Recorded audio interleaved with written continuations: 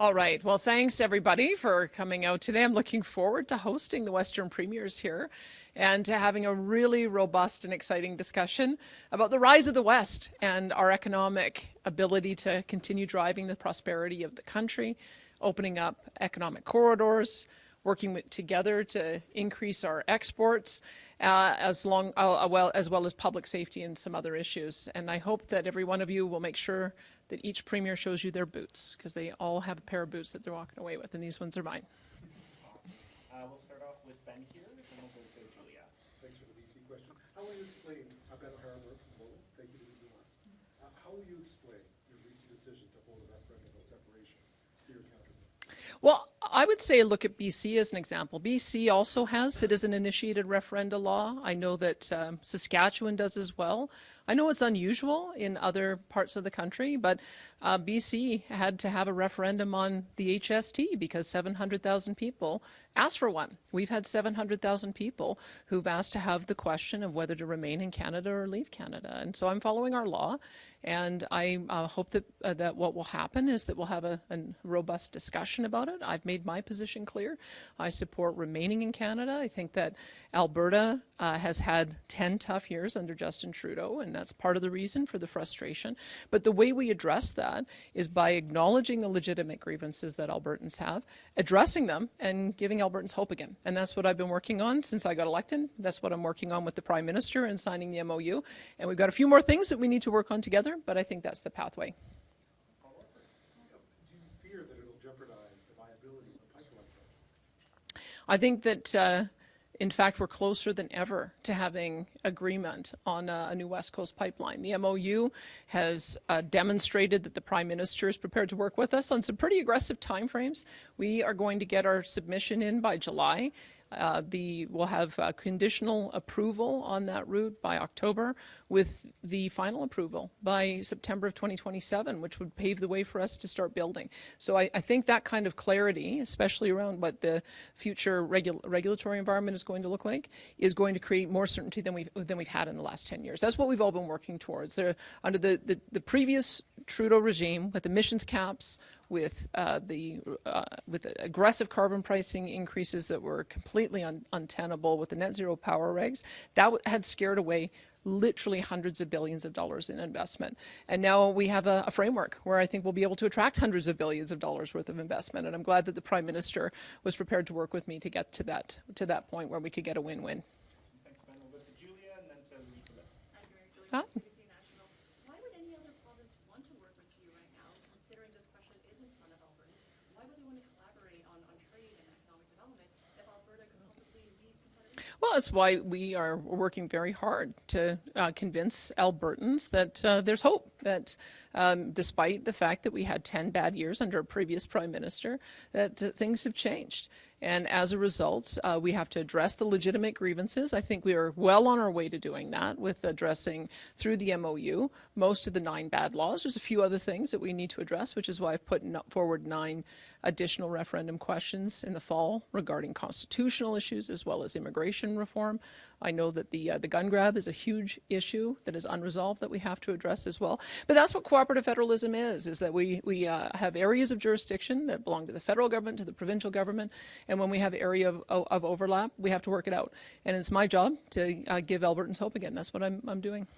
Earlier today, the Prime Minister said a question about a future referendum is not helpful, says that votes like this are a dangerous bluff, and that the referendum question wasn't part of the UCP mandate or its election platform. Do you think with those comments, is the Premier helping or hurting your campaign to convince people? Well, once again, I'd remind the Prime Minister we have laws in our province around citizen-initiated referenda, just as British Columbia does and just as Saskatchewan does. And we had 400,000 people sign a petition saying they wanted to vote to remain, and 300,000 sign a petition saying they wanted to vote to leave. So that's 700,000 people who have asked for this to be publicly debated and put on the ballot. That's what our law says, and I'm complying with our law by giving Albertans that option. And this is the point, that this is a decision for Albertans to make. And what I think the Prime Minister and I have done a lot to demonstrate how Canada and Alberta can work together on shared interests.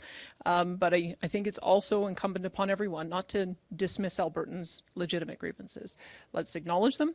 Let's acknowledge that Canada maybe went down the wrong path for a long time, and then let's work together to do a reversal. And I think that will convince more Albertans that Remain is the right choice. These are more pointed words that we've heard from the Prime Minister. Do you have any pointed words in response to them? No, I've enjoyed working with the Prime Minister on shared goals and shared interests. We don't agree on everything, but I found that he entered into our discussions in a spirit of collaboration and cooperation. He often talks about cooperative federalism. He has talked about how we need to address these legitimate grievances, and I think that's the right tone for him to take, and I hope that he continues to do that. To Canada, so maybe a little follow-up on Yeah. that. So Mark Carney said the Parliament might weigh in if the question is clear enough under the Clarity Act. Do you think that's necessary? It's not a Clarity Act referendum question. I think that that's the point. It's a policy question. Our policy is to remain in Canada, and yet there's 300,000 people who signed a petition asking for us to reconsider that. So what we're asking is, do you want to remain in Canada, or do you want to commence the process that would lead to a binding referendum? So that's I'm just trying to get a gauge of where Albertans are at. I think that that's respectful of the process that 700,000 people went through in signing their petitions. I think it's respectful of the law that we have on the books, and I don't believe that the Clarity Act applies in this case, since it is a policy question and not a binding referendum. And regarding this eventual pipeline, what attitude do you hope to see from your counterpart in BC, so David Hitt? Well, I'm really hopeful that we continue to work on the things that we agree on.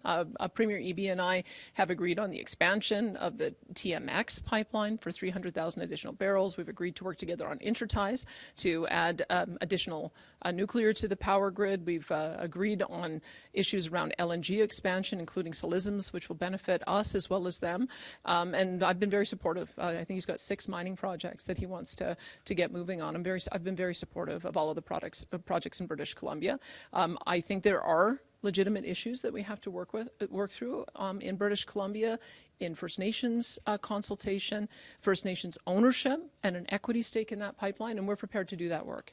We have time for a few more questions. We'll come to Kevin with CTV, then we'll go to Canadian Press, Bill or Dane, if you want to talk to us. Go ahead. Last week, when you were asked whether you felt you shouldered any of the blame for the separatist movement in Alberta, you said no, but you said, as you did again today, Justin Trudeau should share some of the blame. But you also quite clearly said the leadership in British Columbia shares some of this blame. That guy's going to be in the room with you today. How do you look him eye to eye and try and get along after saying that? Well, I said that more generally speaking, it's been not only the current Premier, but John Horgan and Christy Clark. It goes back a long way of having a number of premiers put barriers in place of us being able to get critical infrastructure built to the coast. I mean, let's remember, these ports are not British Columbia's ports, they're Canada's ports. And in being Canada's ports, that means there are ports too. We have a lot of our product that goes through Prince Rupert, that goes through the ports in Vancouver, and we think in a spirit of collaboration that that's the attitude that all premiers should take to this, is that they don't own the ports, and with the cooperative federalism that we have to work together to get our products to market. So I've made that case with the current Premier, and I'll continue to make that case to him, and I hope that we're able to have a really constructive conversation. But more to the point of my question, you essentially called out British Columbia and saying the leadership in British Columbia, Mr. Eby is that guy now, Yeah. shares some of the blame for the separatist movement in Alberta. Now you're going to be sitting in a room with him, trying to hash things out Yeah. and make a deal. Does that not get in the road of you making that deal? I think that there just needs to be self-reflection. You don't end up with a situation where 1 million or more Albertans have given up on the country overnight.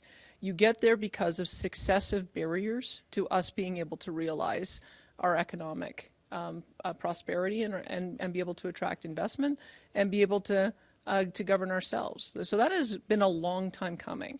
And so anyone who is questioning how we got here, I do say, let's look at the past history. Let's look at the past 10 years.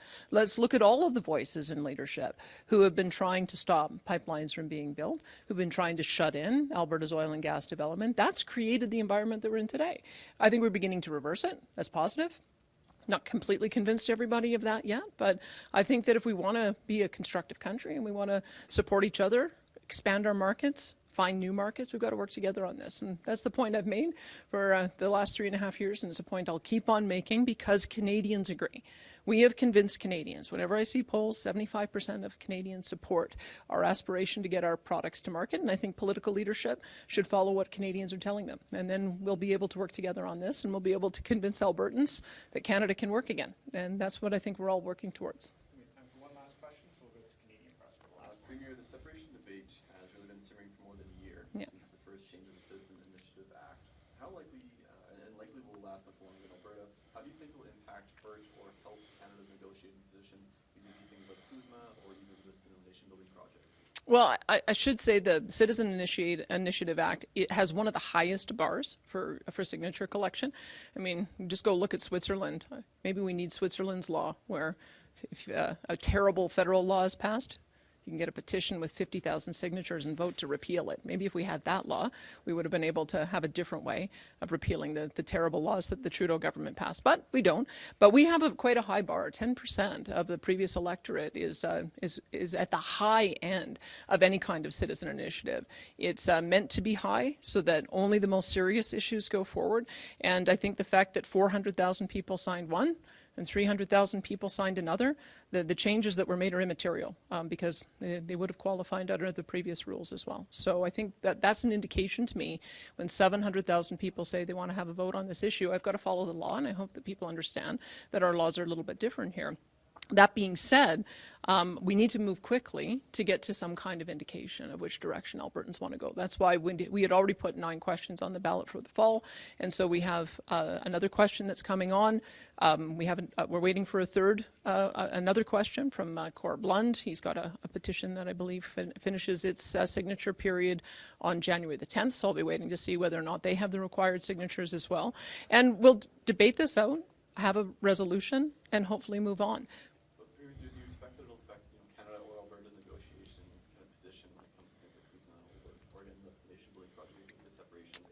I think that there are complications in the CUSMA negotiation that predated this discussion, and certainly the federal government is leading our effort in that, in the negotiations. We've always taken the approach that because the Americans are our strongest trading partner, we have about $174 billion worth of goods that go back and forth across border. 97% of those goods pass through the border tariff-free, and we want to maintain a tariff-free relationship with the U.S. So that's why we've taken that approach, but I think that there's certainly a lot more that is frustrating CUSMA negotiations than any discussion about this. Thank you. That's all the time we have. Thanks, everyone. Good afternoon, everyone. It's an honor to be here. I'm here with my Northern Premier colleague, Premier Dickson. As the chair of the Northern Premiers Forum, I wanted to ensure that I introduced the Premier as well as Premier Maine, who unfortunately is in session right now, so he can't make it in person, but he'll be here virtually. So it's great to be here in Kananaskis, working with our Western Premier colleagues. It's an exciting time right now for the North and for Canada. In the Northwest Territories, the Prime Minister has announced our 3 major projects have been referred to the Major Projects Office. That's the Mackenzie Valley Highway, which will connect the forward operating location in Yellowknife to the forward operating location in the Arctic. So it's an important dual-use piece of infrastructure, important for the military, as well for connecting communities and opening up resources for development. In the east of our territory, we have the Arctic Economic and Security Corridor, a project being led by the Indigenous peoples whose land it's on. Again, it's going to open up one of the most resource-rich pieces of land in Canada, in the world, to development by lowering the cost and ensuring there's safe, reliable all-year transportation. As well, we have the Tulsan hydro expansion, which is going to increase our hydro generating capacity, providing clean energy for mining projects that are coming online and those coming in the future. So, as I said, it's an exciting time for the North, and these projects I'm talking about, they're bigger than we can handle in the North. These are really benefits to Canada and specifically Western Canada. So it's an exciting time to be in the North, and it's an exciting time to be in Canada. I'll hand it over to Premier Dickson for opening comments. Thanks.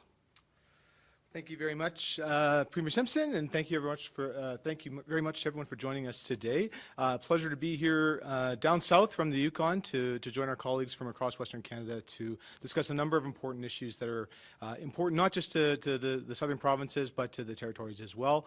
I'm particularly interested in the agenda item that we've got before us this this conference in relation to northern sovereignty and Arctic sovereignty. For the same reasons that Premier Simpson outlined, we believe that there's tremendous opportunity in the north today. We see a federal government that's looking to the north and making significant investments in the north. I think that both my territorial colleagues and I share the view that that investment needs to be done in collaboration with Northerners, that territorial governments, municipal governments, and First Nation governments all have a role to play, and we look forward to engaging with the federal government and our colleagues across Western Canada, and we'll be doing so over the course of the next few days. So with that, I think we can turn it over to questions. Premier, if actually both of you could respond, how do you feel that Alberta is putting a separation question on the ballot in the fall? First? Okay. So in the Northwest Territories, our most important provincial relationship is with Alberta.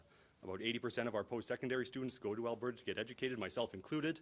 Our healthcare system is intimately tied with Alberta. We send a lot of patients down there.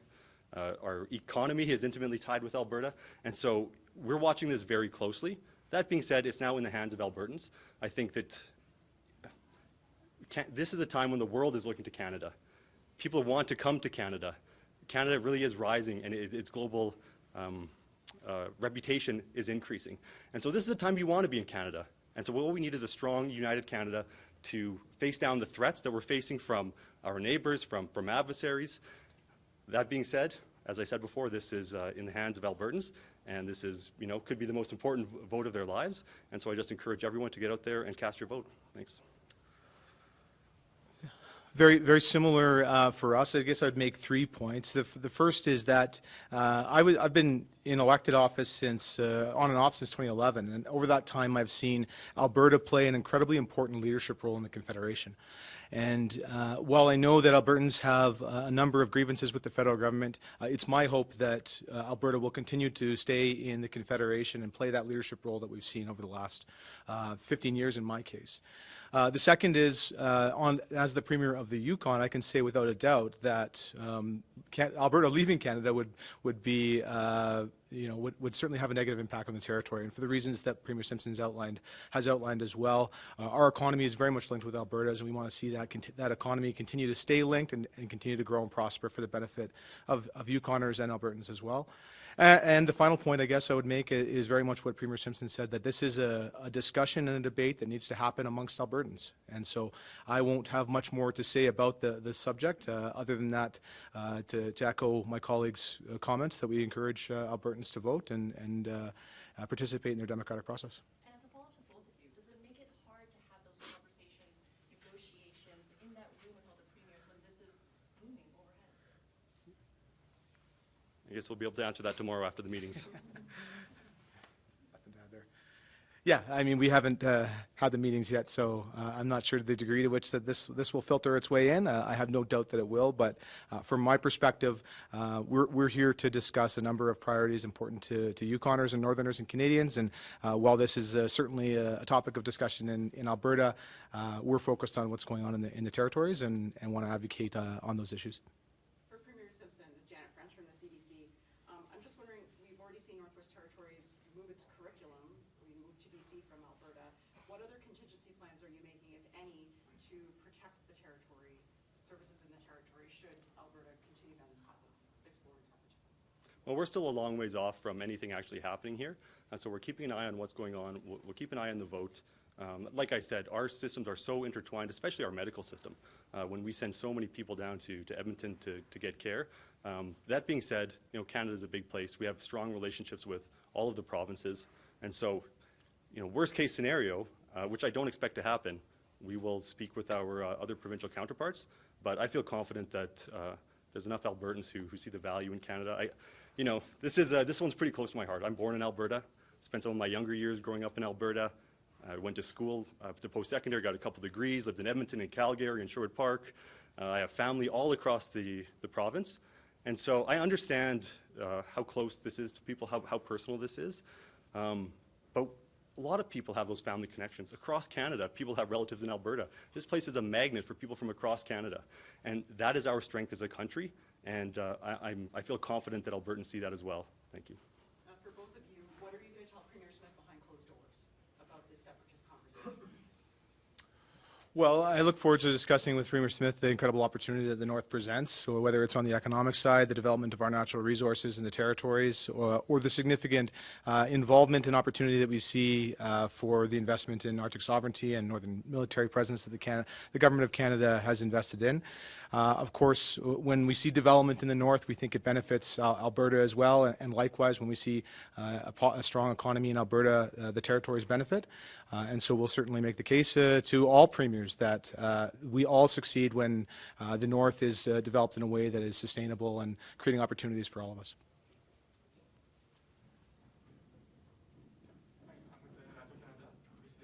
Just wondering, what do you think about seeing an eventual pipeline, knowing that the North is warming up faster than other places on Earth?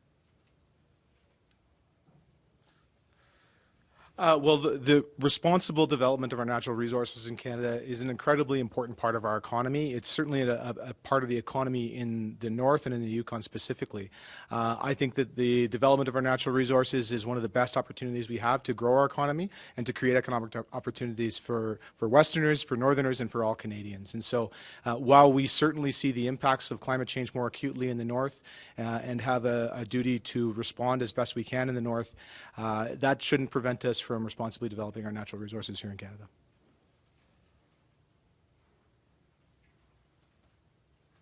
Nothing else? Good. All right, thanks everyone.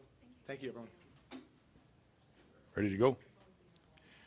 Good deal. It's a real honor and a pleasure to be here with my colleagues across the Western provinces and the 3 Northern Territories to have our Western Premiers Conference here in beautiful Kananaskis, and it is beautiful. And I hope, although we'll have, some points where we don't agree, and the conversation might be a little bit different this year, very much I think there'll be a conversation about how we can, support and advance one another's economies so that we can, in turn, make for a stronger national economy in this nation. And that ultimately is the goal of Saskatchewan at this meeting, and the goal, I think, will be very much shared by other premiers as well. That being said, I'm sure there's going to be much discussion about current events here in Alberta and in other provinces as well.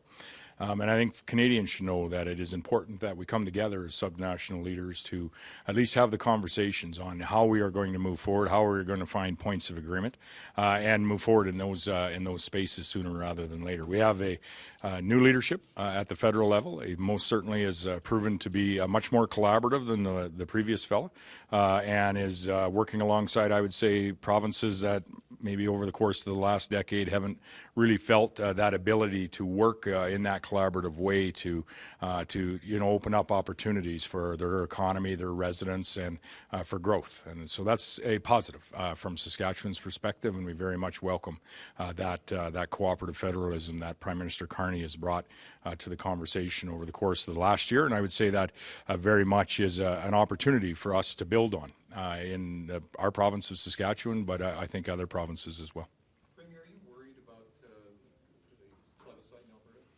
I'm worried about a lot of things. We have a CUSMA review coming up, and it's a referendum, essentially not a separation referendum, but it's a referendum on determining whether Alberta should move forward with a separation referendum or should move forward with the status quo.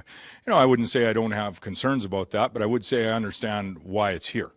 We've had 10 years of unconsulted harmful policy by the previous Prime Minister. And, people will say, why do you talk about the previous Prime Minister? Those policies are still in place today. However, and that's the rear view mirror look. And if we continue to look in that rear view mirror, you're going to increasingly remain frustrated. In particular in areas of the province that are impacted by those policies, Saskatchewan, Alberta, and there's other areas as well. I would say over the course of the last year under Prime Minister Carney, we've seen a very different approach to working collaboratively with the provinces, to changing policies, whether they be regulatory policies. The introduction of the Major Projects Office, I think, is a significant initiative. The MOU that was signed, and credit to Premier Smith and Prime Minister Carney for working in good faith to find agreement in that space. It's not perfect. It's not far enough for me. It's not fast enough for me. But it's much, much better than what we've seen over the course of the last decade. I myself have seen Prime Minister Carney in the international sphere, where he is greatly elevating Canada's credibility with other nations around the world, securing existing trade patterns and flows that we've had, and also I think in fairness opening up additional trade patterns and flows for us to capitalize on with the resources and the products that we produce here in Canada. So that's the windshield. That's looking at where we are today and where we're going. And if you're looking at the opportunity that this collaborative conversation, this collaborative work between provinces and the federal government can bring, I think I have a great hope for our nation as we look ahead. Would you ever allow one separation referendum? Well, let me clarify what I see, my perspective of what I see Premier Smith doing here. She's following the law. She has, 400,000 on that have suggested one question, 300 another. There's some legalities that are going to work their way through there. However, this is not a separation referendum, but her citizen initiatives legislation requires that the government move forward when those parameters are hit, when those signatures are hit. And so she is following the law. We have a plebiscite legislation in Saskatchewan. BC, I believe, has a plebiscite legislation as well. Those are the three provinces that have citizen initiative questions that can be put forward. And so if that was met in Saskatchewan, I would, we're a government that would follow the law in that space. So you support her, sorry, Janet French from CBC, you support her then advancing this question to? I don't think she has a choice. The Alberta law is the Citizens Initiative referendums legislation says that she needs to. So I'm not sure that she has a choice. Not to nitpick, but I mean, 400,000 people signed one petition. Right. That asked a question. Right. On stand. Which she put on the question. Have not been verified yet. Their Yeah. signatures have not been verified on it. She's putting a government-sponsored question on that referendum. Which, and I could go back and look at the law, but ultimately, if the parameters are met, and they've been met twice in this case, and she's put both questions on the question that's going to be advanced, the referendum question that's going to be advanced to the people of Alberta, to me, that's following the law that they have in place. I don't know how you would circumvent the law in that case. But don't you worry about Buffalo Party folks, Wexit folks in Saskatchewan kind of pursuing the same? Listen, the alienation frustration that many feel in Saskatchewan and obviously many feel in Alberta is very real. And it has been building over the course of the last 10 years with these unconsulted, harmful policies that the previous Prime Minister continued to bring forward.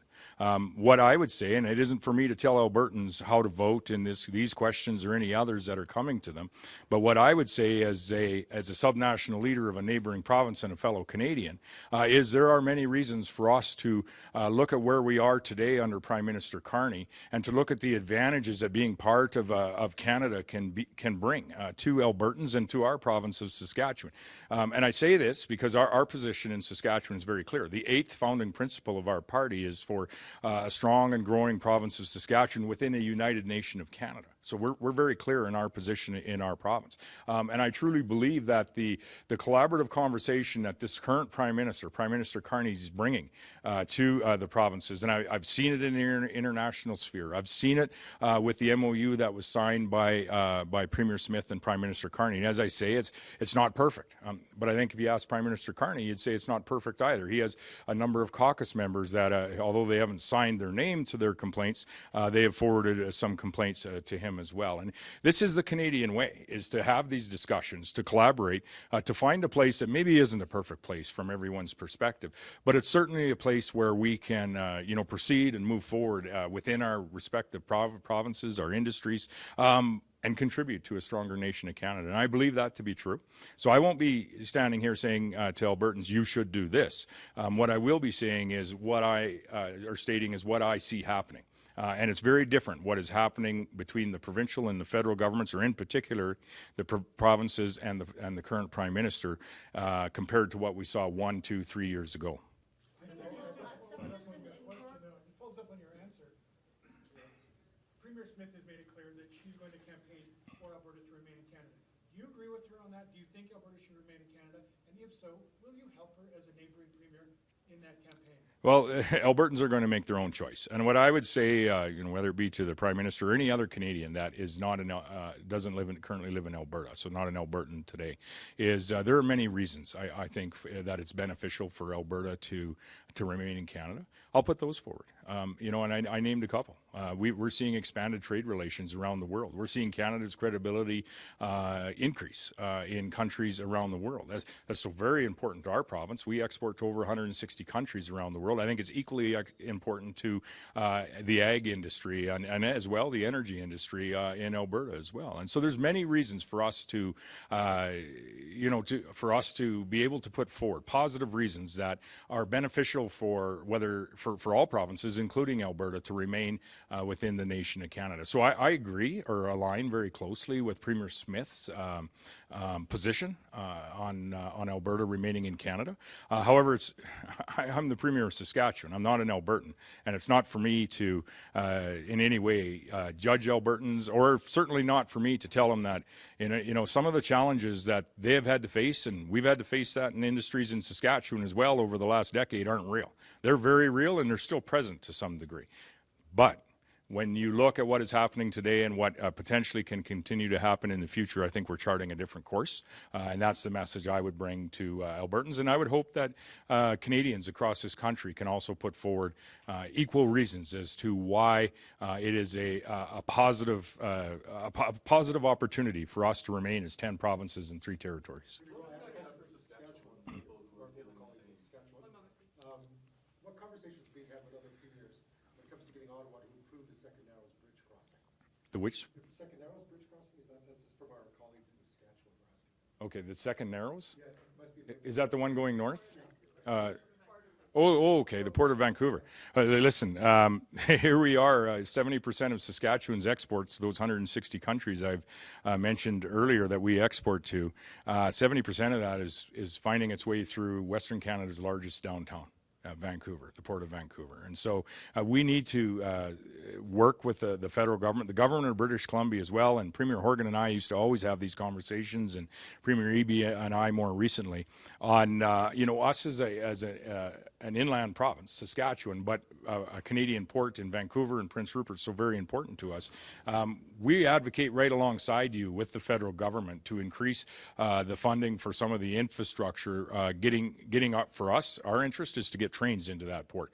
The Premier of British Columbia, the Mayor of Vancouver, I'm sure, has an equal interest of getting hundreds of thousands of people into the downtown and out every day for work. So infrastructure is very important for different reasons, and those are opportunities for us to align. And those are conversations that we've had with the former Premier of British Columbia and the current. Do you have any issues with the way that he's approached his counterpart in Alberta over the past few weeks? He's saying some pretty heated things. Listen, it's not for me to judge another premier. If I have comments, on a specific policy, I'm going to make them. I would, however, say that there is an opportunity for some to politically torque this issue, and I would just caution on that. This is not a political issue. This is a very significant conversation. I would say when you are having the potential, due to frustrations that have built over a number of years, to have a conversation about changing the very geography of our nation and changing the very structure of how our nation functions, that's significant. Mike, should that be boiled down to one question and in one point of time?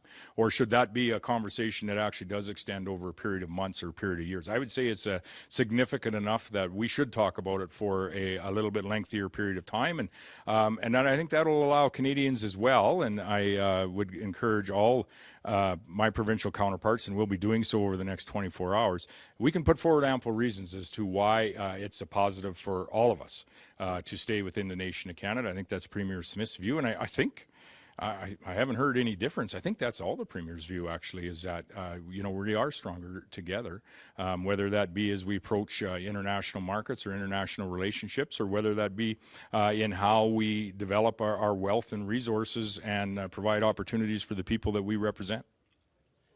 So you kind of mentioned that, referencing my friend's question earlier, what's it, Maverick Party, you kind of made a note that for the separatist sentiment in Saskatchewan, it seems, correct me if I'm wrong, that it's kind of fair for some people to feel his policies were felt in Saskatchewan. I understand why they feel that way. I don't know that I agree with it in any way. Yeah. Right. Well, I was going to ask, for those folks, you did mention that your party does say, it's the United Canada. Do you have a message for the folks who disagree with that and might feel that separatist?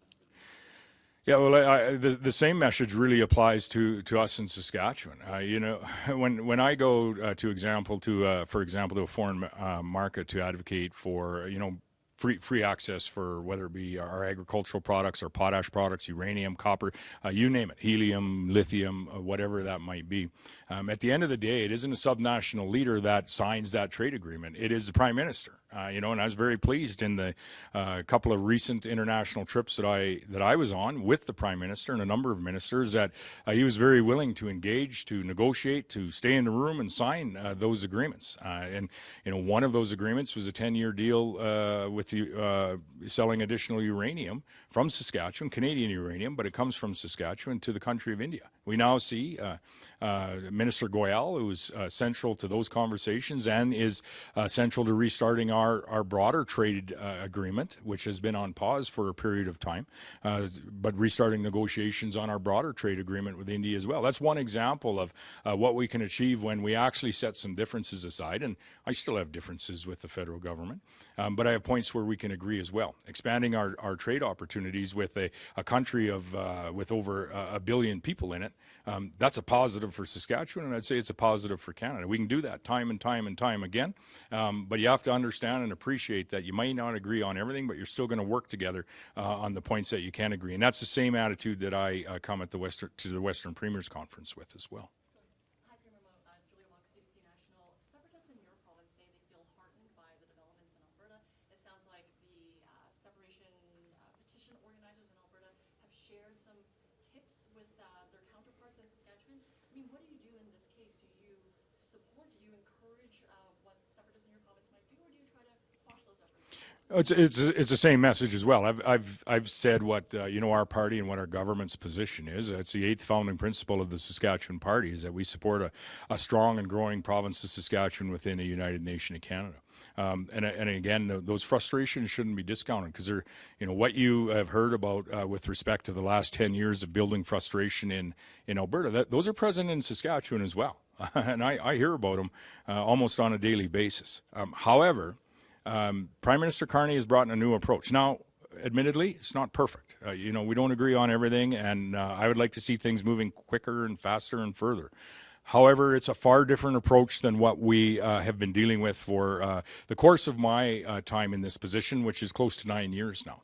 It's an approach that is collaborative. It's an approach that he will shift his position. He will change policies, and he's shown that through the MOU that he signed with Premier Smith in Alberta.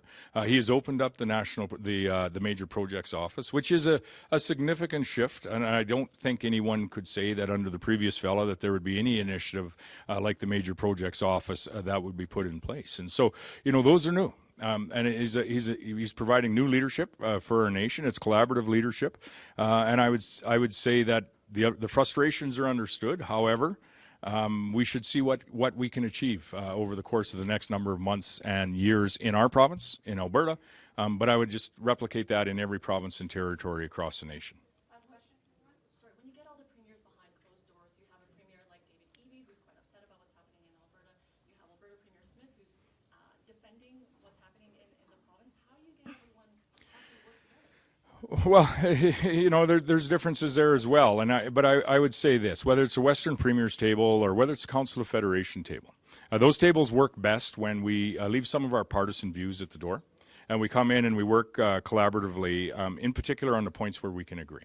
They're consensus-based tables, and we understand there's points that we may not agree on. Everyone has seen the press releases over the years where Quebec or another province has had an asterisk because they don't agree with the initiative that is put forward.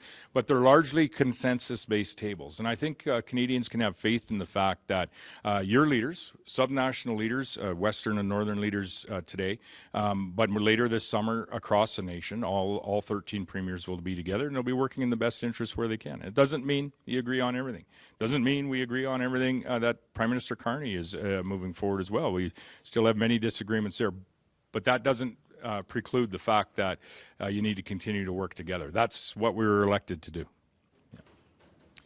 Good deal. Hello, everybody. Thanks for joining us today. I'd like to begin with just a few remarks about the gathering here of the Western Premiers and what I hope to accomplish here. I remember when Donald Trump announced his tariff attack on our country, along with countries around the world. I was in Victoria for a legislative session. I was in the hotel restaurant, and a woman at a table over from me recognized me. And she looked at me and she said, she's a bit older, she said, "You're old enough to stand on your own 2 feet. Now go out there and fight like hell." And she was talking to me, but she could have been talking to all Canadians. She could have been talking about the country as a whole. And in my opinion, that's exactly what Canadians have been doing. You know, from personal choices, things like buying the Canadian option when you can, changing your vacation plans, not buying American booze. People are doing what they can to pitch in. I would say that national pride is at, in my lifetime, is at an all-time high. And I think we're just scratching the surface now of what we can do together as Canadians. I feel a sense, certainly for myself and in our province, that we're pointing the right direction, and we need to keep going. Now, to say that this is the worst time to begin testing the bonds that hold this country together is a significant understatement. It threatens our national economy. It empowers the people who would break our country up and sell us for parts. And it's not what Canadians want. It's not what British Columbians want. It's not what Albertans want. It's not what Canadians across the country want. Now, when I look at what we're doing in British Columbia, I'm really proud of it. $88 billion in major projects. Our Look West strategy, sharing with Canadians what we think we can do in British Columbia to be part of this big project as we work together. And we're proud of that because British Columbians can get big things done, but we're also proud of it as Canadians and how we can pitch in together. And we know, I know, we will not always get our way. We will not always agree. But we also know, I know, being in a big family, some of the biggest fights you have are with your own family members. And yet you still find a way to hold things together because you know that you're better together than you are apart. Now, at the end of the day, this meeting is supposed to be about things like internal trade barriers, national defense strategy, economic corridors.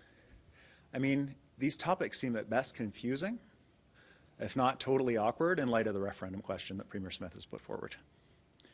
So for me at this meeting, it's about clarifying what we're doing here. Are we Western premiers who are standing together for this country to work together to deliver the promise of Canada for Canadians? Because if that's what we're doing, we've got a lot of work to do. As Western premiers, I know we feel a million miles away from Ottawa sometimes. We feel like the last consideration of Ottawa. And that's why working together, we can make sure that our space in Confederation is held. And we can also at the table work out areas where we disagree. When Canadians sing, "We stand on guard for thee," I think Canadians mean it.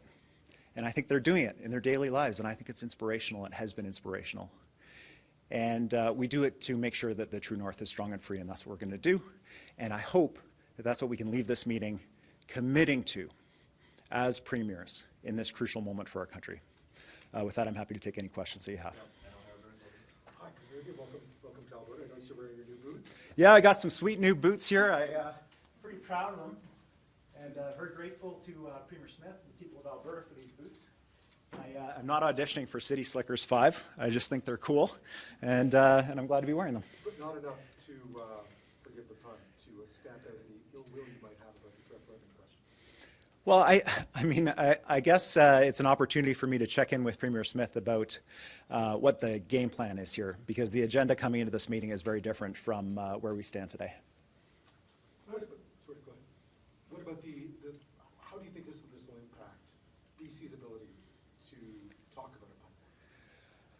Well, I would say with respect, BC has not been part of the pipeline conversation to date between the Prime Minister and Premier Smith. We need to be at the table. We should be at the table. We hope to be at the table, but we're not yet. Last week when Premier Smith, Premier of Alberta, was asked if she shouldered any blame for the separatist movement in Alberta, she blamed Justin Trudeau in the past, but she said the leadership in British Columbia, that's you. She blamed the leadership in British Columbia for fomenting the dissent in this province that's led to this separation question. How do you feel about that? How are you going to sit down at the table and have a discussion with her about that? Yeah, I think that, for me, Canada is a family. And we're not always going to agree with our family members. Not always going to agree with Premier Smith. She's going to fight for her perspective, and I understand that. She's going to fight for her projects. I'm going to fight for British Columbia's projects. But we all are united in a larger project, and we don't always get our way. I understand that. It doesn't mean that now is the time to break up the country. And I just can't believe that that's the right course of action to respond to the challenges that we face. CDC? Julie Wong, CDC National. Premier Smith was earlier saying, sort of on the same thread of what my colleague there was asking, that there needs to be some self-reflection on your part for the role you and past BC premiers have played. Do you plan to self-reflect?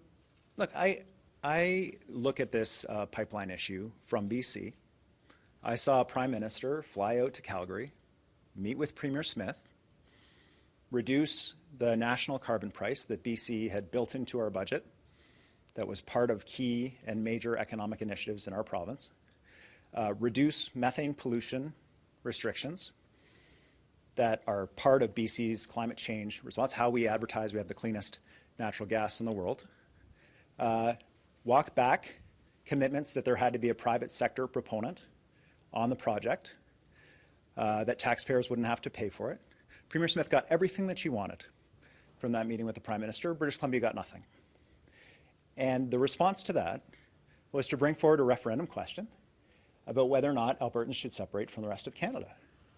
And so I don't think this is about a pipeline project. This is about something else.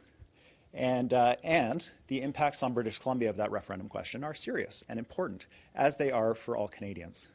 And so that's why it'll be a topic at the table. Do you make any personal appeal to Premier Smith? Absolutely. I certainly hope to. We've worked through many challenging issues. We've been able to sit at the same table despite disagreeing quite dramatically over the tanker ban off the North Coast.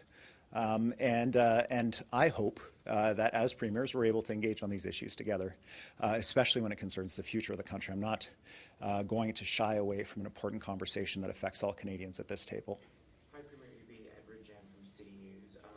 Going off the same vein of that question, you mentioned, I believe last week, separatist premiers, when you were talking about how Alberta and the federal government are working together, and that might be overshadowing other federal projects or projects across the country. Do you still believe that Alberta Premier Danielle Smith is a separatist premier, quote unquote? I think that this referendum question is a reckless decision to test the bonds of the country at a time when we need to stick together and fight hard, and when there are third parties that have stated very clearly that they want to make us the 51st state or they want to break us up for parts. Like, this is a moment for us to come together. And so I think that it's important for all of the premiers to stand together, which includes Premier Smith, to say that we do not support this referendum, that we want the country to focus on what really matters, which is strengthening Canada for all Canadians, for our kids, the country that our grandparents fought for, the country that has given us so much, the country that people would give up everything from around the world to come and live here. This is an incredible place, and it is not a perfect place, but it is our place. And it's one of the best places in the world, and in my opinion, it is the best place in the world. So, so let's fight for it like it is. The Premier says that she plans on campaigning to stay within Canada. Is that enough for you to prove that she is for a united Canada instead of separating the country?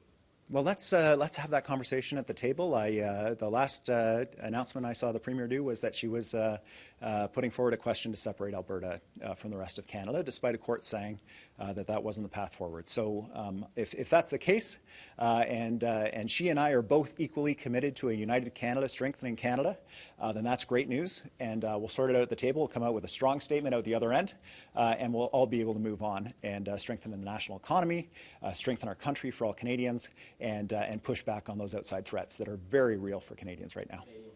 Dave Patterson, the Canadian Press. Just want to go back to one of the things that Premier Smith had said, basically saying that BC's ports are Canada's ports, therefore, part of Alberta's kind of use as well. So I'm curious, do you consider Alberta's oil, Canada's oil, and therefore, kind of BC property as well? I mean, look, Premier Smith and I are on the same page on this. BC's ports, BC's coast is Canada's coast. It belongs to all Canadians. It's located in British Columbia. Our complicated federalist structure has federal government responsibilities, provincial government responsibilities. We all try to work together to navigate these things. I'm committed to do that work with Alberta, with the federal government. We will find a path forward to ensure that we're able to stick together as a family. But there are things that we can't compromise in British Columbia, like the North Coast tanker ban. This is a multi-generational commitment that we're not going to have oil tankers in incredibly dangerous waters off the pristine North Coast of British Columbia. And I have to be able to disagree with Premier Smith about that. And I also have to be able to recognize when the Prime Minister sits down with Premier Smith and commits to finding a path to do that, then, the Constitution is what it is. And so for me, it's about fighting for British Columbians' jobs within a united Canada. And unfortunately, for this meeting, I've had to reverse it. Fighting for a united Canada so that I can fight for British Columbians' jobs, for money in the pockets for families that are struggling, for strong public services for British Columbians. Last question in the back, right there. Thank you. Caroline Barker, Simpson National News. What will it take for BC to agree to a pipeline? Would it have to go through the South? Well, I guess the piece that I struggle with here is that the biggest barrier to a pipeline off the North Coast is a federal law that prohibits oil tankers off the North Coast. The meetings about the pipeline have taken place between the Prime Minister and the Premier of Alberta, where they have negotiated federal policies, including methane pollution and carbon pricing, that dramatically lower standards and much lower than British Columbia's standards. And so the people you need to ask the question about the pipeline to are the Prime Minister and the Premier of Alberta. But for my part, I'm here to say the North Coast tanker ban is very important to British Columbians. It's important to major projects that we are counting on delivering that will lift up all Canadians. For our part, British Columbia has lots to offer the country in terms of being able to raise our entire national GDP, which means more money in the pocket, a stronger currency for Canadians when they go out and buy the things that they need from coast to coast to coast. We are proud and honored to be able to play that role in a united Canada. And as a family member in the Canadian family, we're committed to, even if we have strong disputes around issues like pipelines or anything else, to stick it out and find our way forward together, because we believe in this country and this project that we're working on together. Thank you, everyone. Thank you. Thanks very much, everybody. Thank you.